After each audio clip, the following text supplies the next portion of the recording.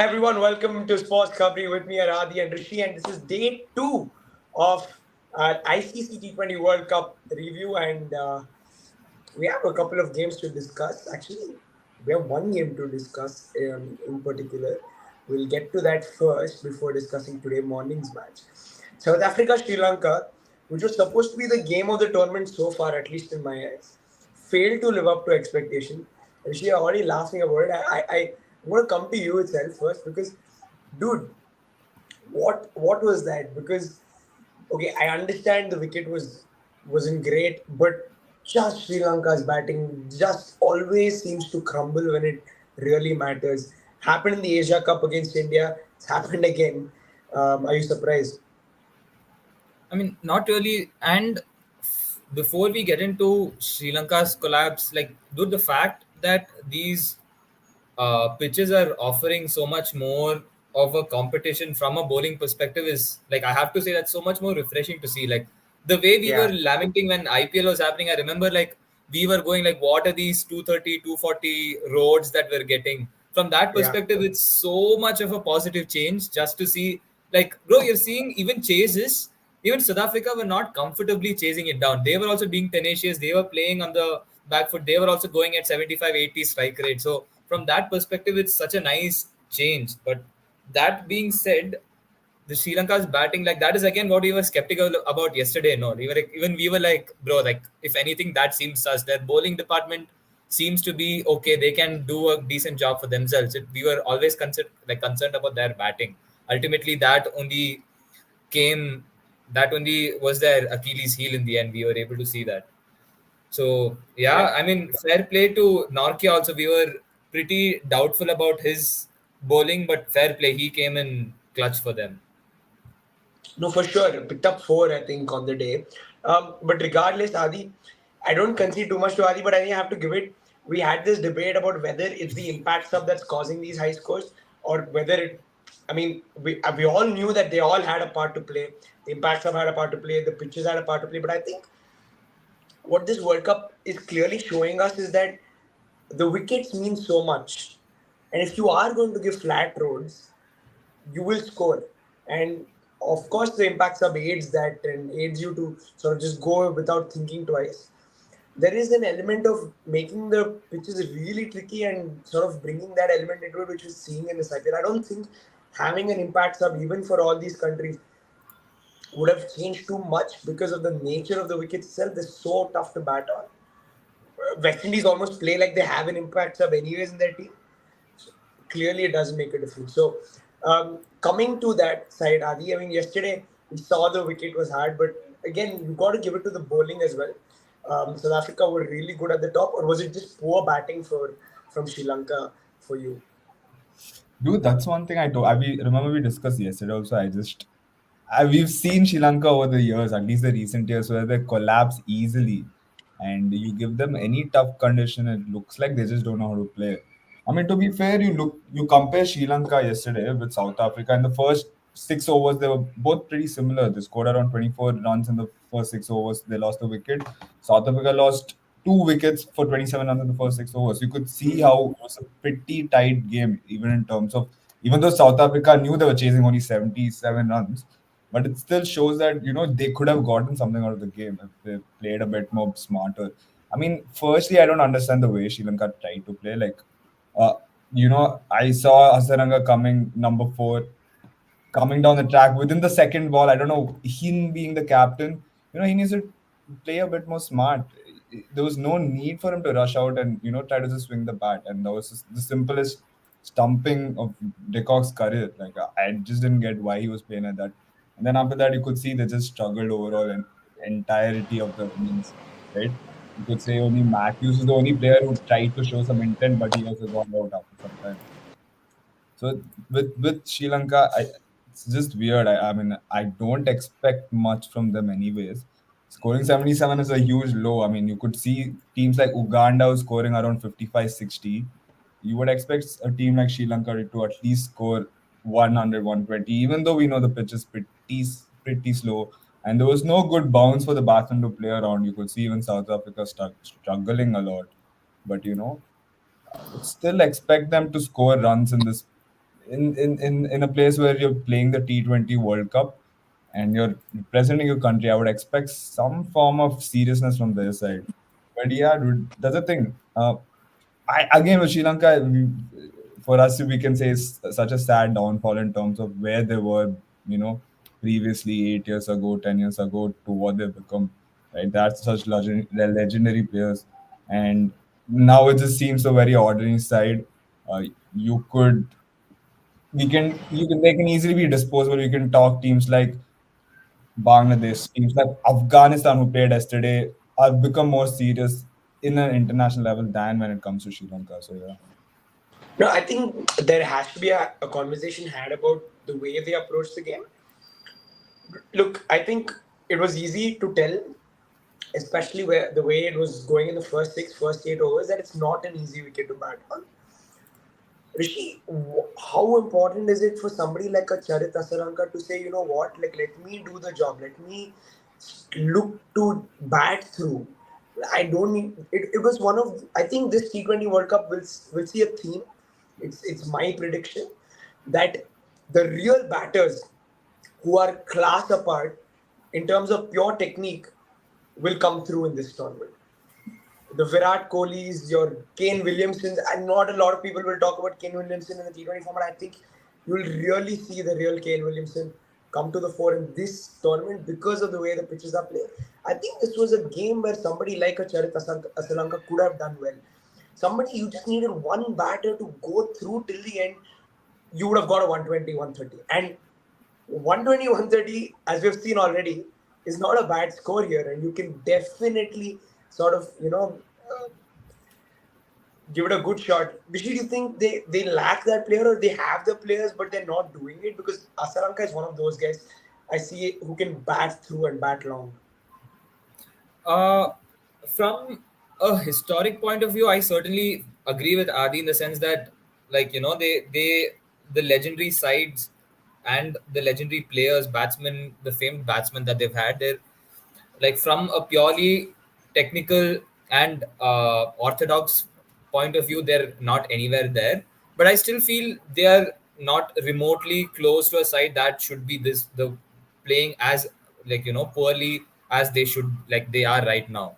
I feel they have enough players. They have enough of talents, like you mentioned, Asalanka and even Dasun Chanaka. I felt he Yeah. threw his wicket away yesterday. Like it was a simple plan for Markram. The pitches were acting up a little bit, so he pulled all the fielders in. Even after the power play, Yeah. he pulled the fielders in. He made Rabada bowl. He made Nokia bowl wicket to wicket. He tempted the batsmen into going for the big shots, trying to get some runs, and they took the bait. Like the way he just came down the line and just threw his wicket away, I was particularly disappointed because at even at that point, I'm thinking, okay, even if Angelo Matthews and this Dasun Chanaka stay till the end, or at least for another 8 to 10 overs, they have a few runs like in their bag. It was like they still had a partnership that could lead them to a competitive score. But the minute they Shanaka came down the line and threw his wicket away, I was like, dude, yeah, this pretty much sums it up. Like the minute Exactly. the minute an opposite opponent, it doesn't even have to be a great strategy, a strategy where you really have to dig yourselves out of the grave. It is the minute they come up against a decent plan, they seem to crumble. Like they do not have any strategy to begin with, and even if they have, they're not sticking through with it. Like I felt, like of course they are losing wickets. I Even though the first couple of wickets they kind of threw it away, there were a couple of wickets that were really the batsman couldn't do anything. But again, there was one or two partnerships that still could have been made. That's where I felt the lack of judgment came from Sri Lanka. Yeah, actually, weirdly, we were a lot of people, not only we were slamming Angelo Matthews before the tournament started. In a lot of ways, he impressed me the most, Adi, yesterday at least. Just the way he batted, showed some maturity, took on the bowling when he had to take on the bowling. It's not like Matthews just played. He got sixes, a couple of sixes when it was needed. And weirdly, that's what I think, that's the T20 cricket we probably saw in 2010, 2011. It clearly shows that that's the kind of cricket you need to play. Is that something that you think has to be followed throughout this competition, and then say lay through, bat long, get 140, get 150, and then you can do the job with the ball. See, dude, like that's the thing. I mean, to be fair, we're forgetting how this tournament started, right? Like when we look at teams like Canada, USA scoring 190 with ease, we can Mm. see that it's going to be a very weird tournament. We might find some matches where you can easily score 200 because looking at the Texas pitch, it just seems like a very small ground and it looks pretty flat where you can score runs. But then you come to New York, it's a totally different feel. And dude, that's what I'm saying. I feel like I don't think any of these top level cricketers have ever played in such a weird cricket ground. Firstly, that pitch looks almost dead. You don't get a lot of bounce from that pitch.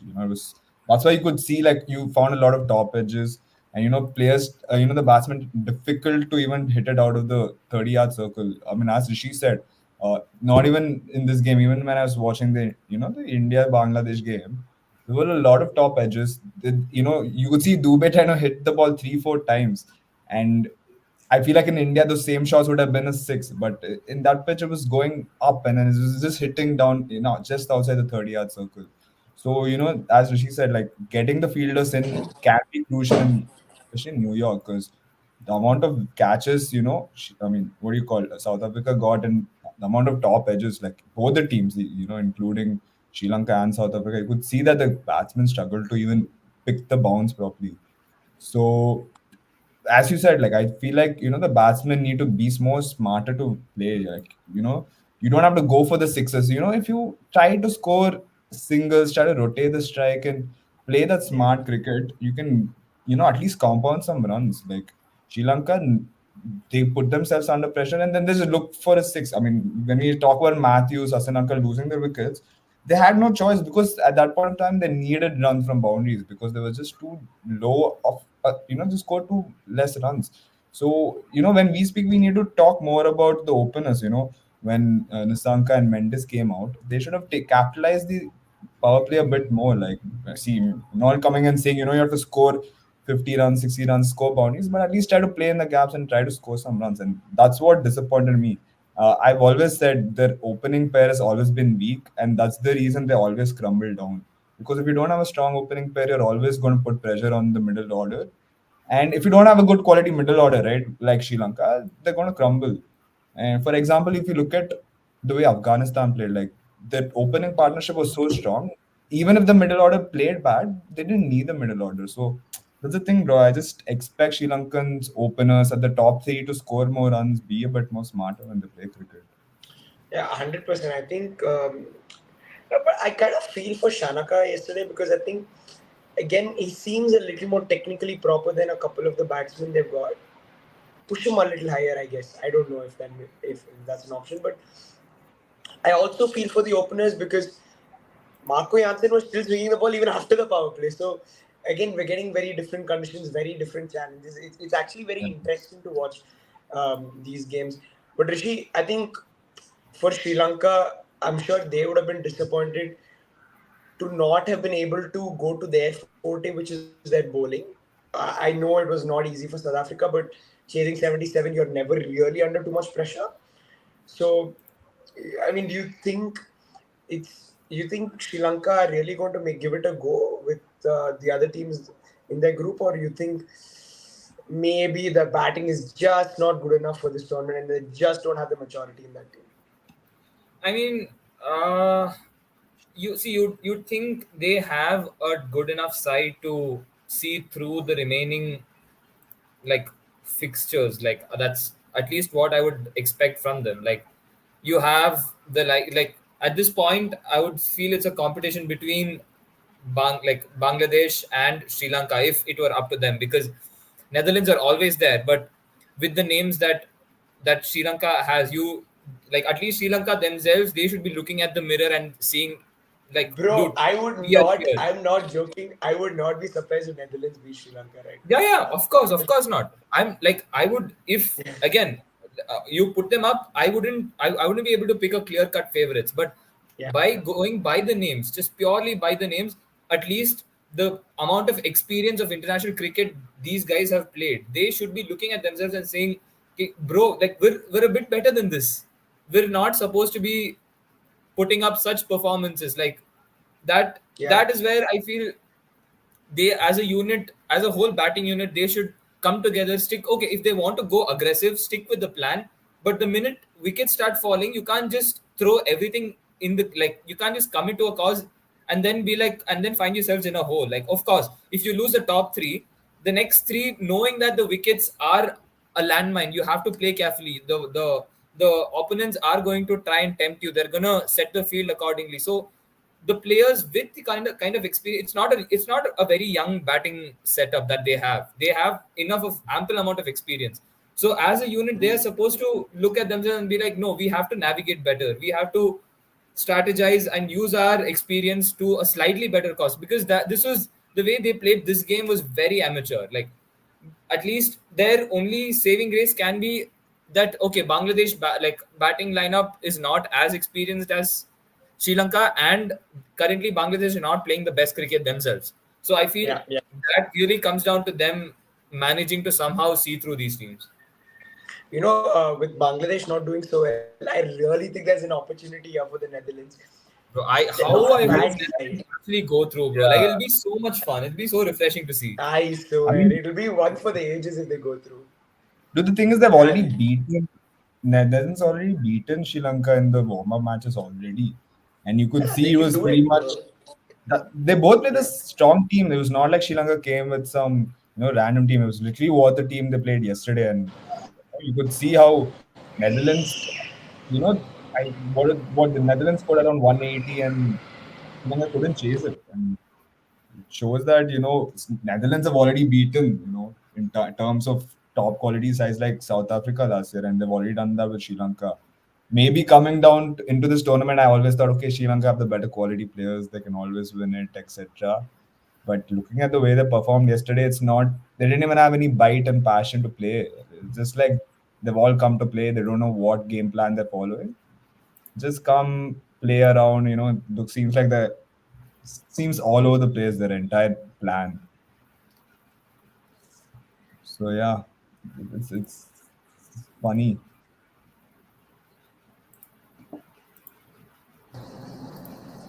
yeah. Just on what Adi was saying, I think there's an opportunity here for the Netherlands. It's also because they've got a decent side, like they've with the ball they've got Aryan that just love him bowling at the top. He's going to bowl with the new ball, hopefully, like we've seen him do in the past. If that happens, and then you don't have Van der Merwe, it's probably a big loss now. Looking at the way things are going in the West In the Indies, pitches. but dude, again, they're just quality, dude. They're just quality everywhere. They've got the guys who can bowl into the wicket. They've got I don't know. Maybe there's an opportunity there for them. But yeah, South Africa not really tested. Rishi impressed with their bowling performance, and yeah, what do you have to say about them? Because it looks like based on this game, South Africa should get the job done quite comfortably because of the quality they already have in the squad. I mean, very fair. Like, to be there, the one who actually surprised me the most was notably Norkia, because, like, the Uh-huh. way he had the IPL. Of course, he did pick up pace and he was looking like the usual Norkia towards the end of the tournament. Overall, he did have a pretty bad IPL in itself, like just in terms of his standards. So he seemed to have dusted it off completely, and he's seems to be on top of his game again. And the fact that they are not going for someone like Kuzia and sticking with Bartman also was very surprising. And he did an excellent job. He bowled, I don't think he bowled over three economy. He kept it under three, if I'm not wrong. That was also quite impressive. Yeah, They he was four came for with nine, if I'm not wrong. Yeah, If I'm 9 runs in Yeah, 4 overs. I mean, look at that. Like, and they played Janssen, they played Rabada. They didn't even play the second spinner. They only had Keshav Maharaj, right? That Yeah. is Yeah, they didn't play Shami. in a Yeah, in a tricky track. So fair enough. Sri Lankan batting lineup in itself were not the best, but you see, you can only beat who is yeah, up coming in front of you. And fair enough, South Africa have done that really well. So far, I'm very impressed with their bowling, and we were yeah. that is what we were even concerned about from a South African perspective. So yeah, the first game they've they seem to have found a solution, at least up till this point. And kudos to them for backing their fast bowlers because they went with the bold lineup. They chose to leave Shamsia, who's their wicket taker. And yeah, fair enough. But Ali, looking forward to another game today. We'll discuss England and Scotland. Just before that, Afghanistan versus Uganda. Straightforward for Afghanistan in the end. At the top, we just have to mention Rahmanullah Gurbaz and Ibrahim Zadran for the first wicket put on 154. Insane, huh? Because Gurbaz, of course, has played just one IPL game, which was the final. Yeah. So, given that, again, putting that into context, how impressed were you with Rahmanullah Gurbaz? Gurbaz, again, we've known Gurbaz's quality for a while now, had a pretty decent IPL last year, a decent World Cup also for Afghanistan. And I think the boy is coming to his age. Like the way he played yesterday. I mean, first of all, kudos to like Afghanistan, where they were 5, 6 years ago to where they are now, comfortably winning a T20 World Cup match, against an associate nation where themselves was an associate nation 6 years ago, right? And the way Yeah. they won a stylish victory for them. I mean, complete dominance from the openers, with Afghanistan. Both Gurbaz and Ibrahim played beautifully for the first 150-run partnership. Only thing that was disappointing was after that what came, because if I'm not wrong, they were 50, they were 154 in around 14.2 overs, Yeah. and they ended Yeah. up with around what 183 runs in 20 overs. And the thing is, after Gurbaz and Ibrahim's wicket, nobody hit a boundary. You know, Nabi, Rashid Khan, whoever came afterwards, they lost a lot of wickets. Especially, they lost the first two wickets. They lost another wicket. They lost 4 wickets in a very quick turn. The 154 no 154 for no loss, and then they were like 169 for four uh, in 16 overs. So that was kind of disappointing the way they batted after that. They looked, when we look at the top two, we can praise them the way they played. I mean, Gurbaz and Ibrahim both played beautifully, complemented each other. Then again, it came down to stroke play, and even though we can say that difficult conditions, but you're playing an associate nation, but you'll have to come there and back. For example, I believe we never know if those two guys lost an early wicket. We could never know how Afghanistan game went also. So the way those two played, brilliant. But again, when it comes to Afghanistan's bowling, Faruqi was brilliant in the morning. You Yeah. know, Yeah. the Piper, he was on a hat trick twice today. So Yeah. Yeah. yeah, and The he could have first one, it actually. really looked like he could get it. I thought it But was a hat trick. Like, the yeah. third ball, literally a proper Yorker, but just missed it. But the way he ball was beautiful. It looked like the conditions came well for them. Faruqi had a brilliant bowling spell, and it was pretty much dominant victory for Afghanistan. It was not Yeah. Yeah. compared to 100%. compared to West Indies and Sri Lanka struggling. Even though it would have looked like it's going to be an easy win for those two, like Afghanistan came out pretty much easily out of their match. So, yeah. And again, like, I just wanted to point out Rishi again. Of course, this game again played in the West Indies, Guyana. Now, the interesting part again, the two batters who did well, Faruqi and Zadran, were players who started and played throughout the sort of innings. It was again noticeable that any player who was coming in new to bat, it was not easy to sort of get it off Get it from off. the get go. I think that's probably something we need to consider. I think again, I want to re-emphasize why I think players like Virat Kohli, Kane Williamson, the more traditional players, and now maybe Australia missed a trick in not playing Steve Smith this World Cup. So it's going to be interesting to see how everybody fares. But on Fazal Faruqi, I was wow. We spoke about Afghanistan spin, but it was their quick bowlers who did the job today. I think Naveen picked up two, Rashid Khan picked up a couple. Rashid Khan picked up two, yeah. Um, They didn't yeah, even so go with their all spin lineup, which we thought they would.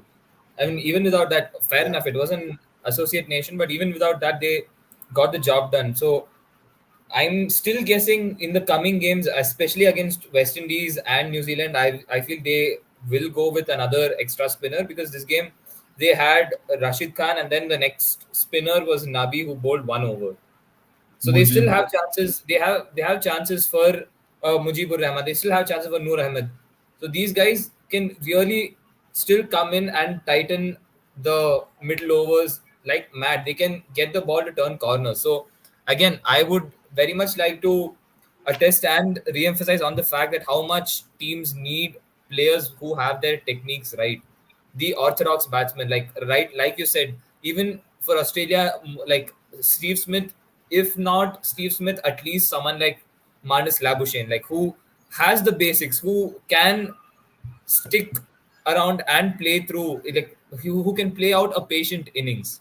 I feel, but to be honest, before coming into this tournament, I don't think anyone would have expected Yeah, yeah, such yeah. confidence Yeah. in the pitches. So I mean, like, so you can't really blame them. Yeah, of course, it's tough luck that their teams are missing out on a more traditional orthodox batsman. But yeah, it is what it is. Like right now, it really comes down to how they make the best out of the situation they find themselves in. Yeah, 100%. Adi, moving on to the big one today, England, Scotland. Really looking forward to this game. I don't think it's going to be a walk in the park for England playing in Barbados. It's another one in the West Indies, and I like what Scotland have. They've got Mark Watt. He's the guy who bowled behind the umpire, does all of that. The guy with the paper. So Matthew Lex bowls a couple of nice off breaks. They have So Matthew Lex. They even they have Chris Greaves who bowls leg break. They have three proper spinners. yeah, Chris Greaves, exactly. So yeah, exactly. So I think they've got a nice bunch, nice mix to give this England team a real go for their money. And the English batters who generally like the ball coming onto the bat, they probably won't get that. You think this will be a close contest? Although a lot of people have England as favourites. So yeah, I think again it comes down to the toss. Like, if we get a Scotland bowling first, you could always see a surprise because again that's where I was disappointed with Sri Lanka yesterday. Also, I was surprised they went batting first. I would have generally backed them to ball first, go put the pressure, get the wickets, and then try to chase a target which is more suitable for your batsman, right? I rather in these conditions where we look at each stadium looking like it's going to be a difficult pitch to bat on, and it's going to be difficult to score runs. I rather have a target and then let my batsmen play according to the target. So that's the thing. But let's see how the toss goes. I feel like toss is going to be very important as it is in every cricket game, right? So that will be one thing for sure. But again, England. The thing with England, as you said, they're a team who historically never liked playing spin genuinely and slow tracks. They're also a team who like having pace on the bat and being able to just play off the bounce. So that'll be interesting the way they play. I feel like Butler is the only one who can play these situations well. I would like to see the guys who was successful in the IPL. In terms of Phil Salt, Will Jacks, how they come on and bat in these conditions. This will be a huge testament for their batting skills and also to build their own learning curve and career up. So that'll be more interesting for me to see how these lads bat because if England are going into this tournament saying, okay, we are the favorites, we want to win it, the amount of money they've invested, wanting to come back after such a terrible World Cup in India, this will be a very difficult situation for them. So, the young lads like Harry Brooks, Will Jacks, they need to come and show because these conditions are very tough. And when I look at their bowling lineup, it seems a bit iffy there also for me. So I always would like these guys to back in the batting. And let's see how these guys back up.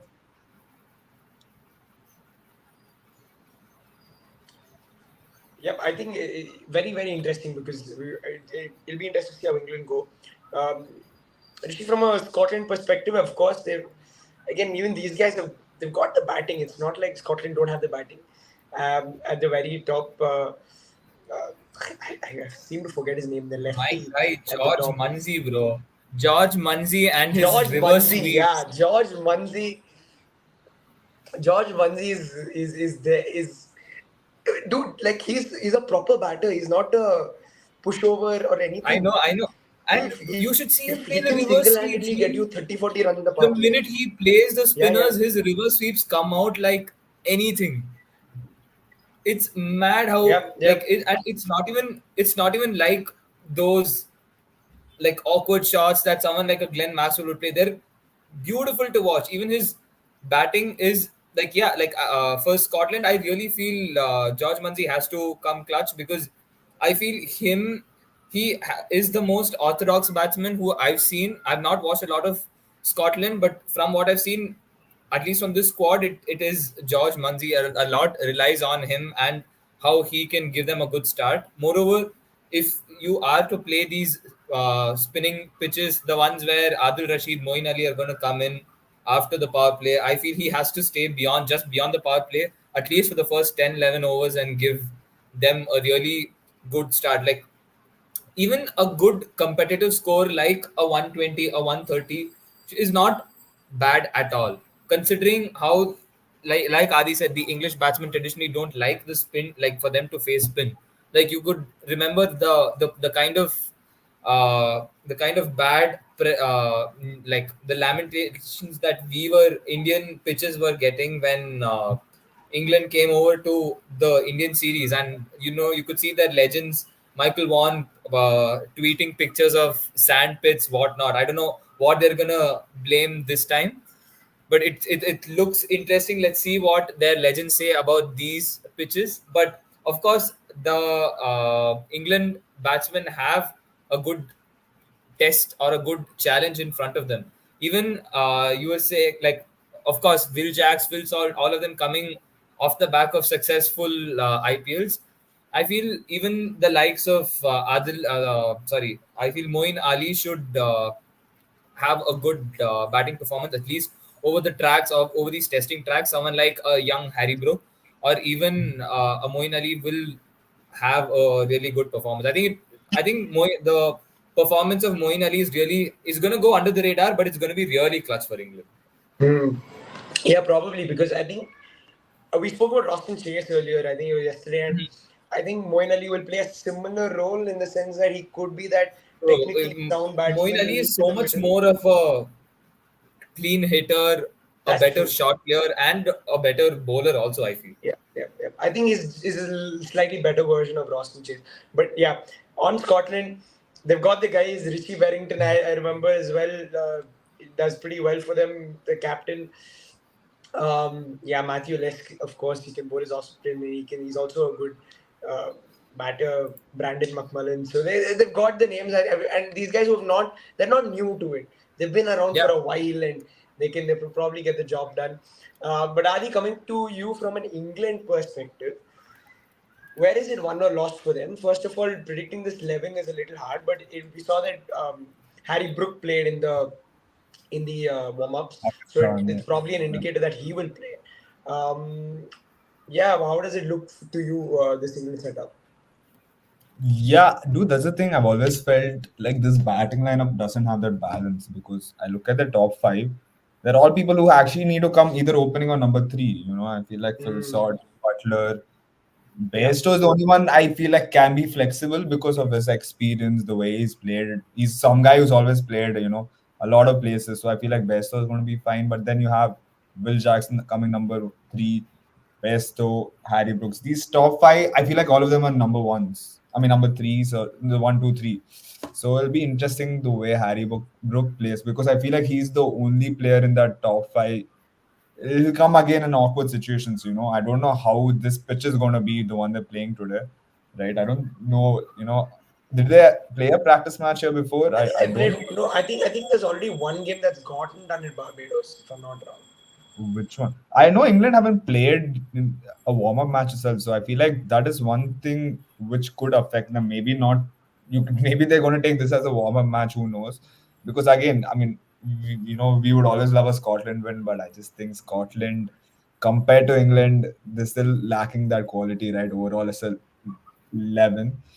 But I don't know how this pitch is going to be, so it's going to be interesting. Okay, there was one game that was played in Barbados. Guys, can you guess which game it was so West far in this Indies tournament? in this No. tournament. Yeah.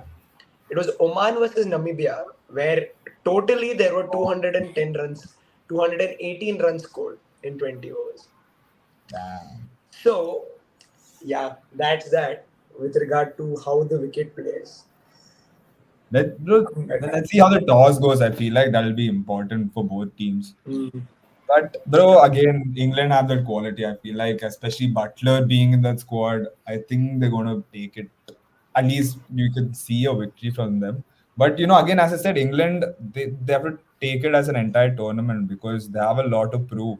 Having such a bad World Cup in India, I think they have to come back and show that they're a top team, and there's a lot of pressure with England because they have to show that we're here to not just participate. We want to be in the top four and try to win the World Cup. So in that perspective, they have to adjust to these difficult conditions. And as you guys said, right, technicians and the technical batsmen will come through.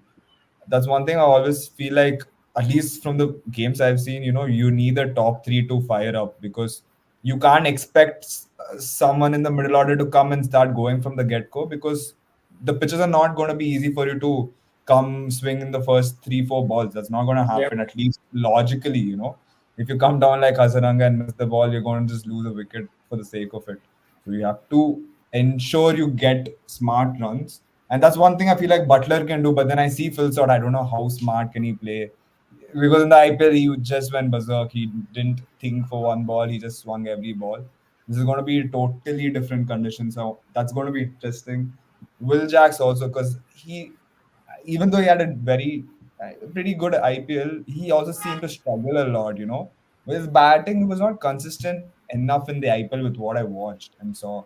And even the last game against Pakistan in their T20 series, he also a bit struggled in the last game. I could see he was not consistently able to pick the line and play against Mm. Pakistan. So these three will be important in terms of their batting order because England have struggled in the batting over the past, you know, few years. I mean, basically the World Cup where they struggled a lot in the batting. And as Rishi said, whenever they get slow tracks, they always end up losing a lot of wickets. They cry. The legend starts saying, it's the wicket, it's not fair, etc. But you can't always cry about the tracks because it's the same condition on every 22 player in that on the pitch. So you can't sit and cry. So I would expect England to win, but it's going to be fun to see how they take it forward because even the hype of England is going to be there. When I look at Yeah. them, they haven't played in this condition for a long time, and whenever they do play, they struggle. And even though they have big names, I feel like we can see a lot of upsets, maybe at least in terms of Yeah. scores and battings. So let's see. Yeah, regardless of what you get from the game, you will get Michael Vaughan tweets, like you guys mentioned. So yeah, Rishi, going to the last game for before we wrap up, it's Netherlands Nepal. It's an interesting one, but I think a lot of people have Netherlands as favorites. We've seen Nepal play in the Asia Cup, decent side, but of course, I think Netherlands have far more experience, and I think Yep. they do have far more quality as well. I think this Netherlands team is not short of quality. I think a lot of people are coming in with the presumption that, yeah, we'll just walk over the Netherlands, but I don't see it like that. They've shown it in the World Cup that they can play and they can really play. Got a couple of really interesting batsmen. I think especially on slowish wickets, the guys who can negate the spin, play the sweeps well. Scott Edwards does that so well for the Netherlands. I think will be really important. So yeah, you think are Netherlands favorites in this one for you? Yeah, I think Netherlands have, like you said, they have enough quality. They're of course gonna miss Van der Merwe given the situations a lot, but I feel they, even without him, I feel they have enough quality to get the job done. Like I think they'll win comfortably. Even up the order when it comes to bowling, also they have just like in abundance. They have enough quality to beat at least a Nepal side. Like Nepal have been looking decent in the associate games, and I think a couple of days ago I read the news that Lamichane didn't get his Yeah, visa he for did. he didn't get it approved for the second time. So they're, of course, for whatever reason, they're gonna miss him also, considering the spin friendly tracks. So I feel I wouldn't put much of a case against like for Nepal. Like, although again, that being said, I'm always up for an underdog story, but like this is, I feel, is slightly far fetched. But that's the thing. Like, the beauty of this tournament so far has been the big sides with the reputations, with the big guns who have come in, have quickly realized that all their, their hype, their big names, it's all gone for a toss because of the track. Suddenly the games have just been blown wide open. It's there. It's the like at least now, if the pitches don't change over the course of the tournament, as of now, how it works is yes, whoever can adapt to the situations better, whoever can play the patient game can take the points. I love how that has put up a lot of teams back in the fray. Otherwise, we pretty much would have had the definite two, or in some cases, three teams that are for sure going to battle it out. I feel at least three or four more teams have been given a fair chance at taking the points home, just because of how good they can be at navigating the pitches, how good they can be just by doing the basics right. So from that perspective, I'm a big fan of how this tournament has been going on so far. Yep. Azi, is it going to come down to this for Netherlands, Nepal? Who is going to adapt to the conditions better and faster? Do you think it's a game that's wide open, or Netherlands probably like that much more favorites?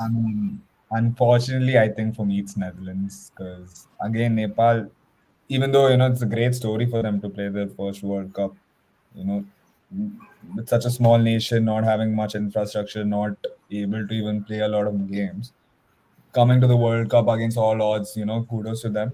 But again, Netherlands is a team that has had that international exposure, and they have players who played a lot of cricket. And even though those conditions are going to be tough, this is where your so-called class shows up, and your experience are always going to come here. And I think Netherlands have that experience. I mean, like an hour ago, we were talking about Netherlands being, a bit of favorites to sneak in through to the Super 8s. So, I mean, if you're thinking from that Yeah. perspective, we have to back Netherlands winning this with ease because this is their game to win by a huge margin because they have to. Firstly, because, net runner is going to be a huge factor. If you see such blowouts where you find teams scoring 50, 60 and getting out, all out, you'll have to capitalize on that and get as much as you can from these kind of games. And from Netherlands' perspective, that's what they have to do today because this is the opener game against Nepal. Not a great side, unfortunately. So it's for them to show that how much ever they can win with what dominance, with what margin. So in terms of Netherlands, that's should be the game plan in terms of going aggressively. Whatever they do, if they're batting first, they have to try to score as many runs possible. But if they're coming to ball first, they have to get the wickets as quick as possible and get them all out, respectfully. So from Netherlands' perspective, this game would be more of a tone setter to what comes for them in this tournament, right? I would always back them to win this game, but it's about the intent. And looking at Scott Edwards, I've been a great fan of his captaincy in terms of mentality.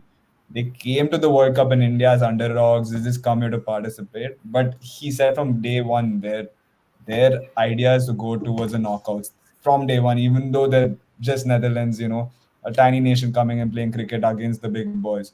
From day one, his mentality was always, we're going to go to the playoffs. We're only playing for the playoffs. And that mentality, that's something I've always loved. Even though your back's against the wall, you come and play your best cricket. And today they'll have to show that and start off the tournament well. For me, it's more of Netherlands showing that they can get good runs, dominant victory like how Afghanistan did last night, and then set a tone for the tournament for themselves also. Yep, absolutely.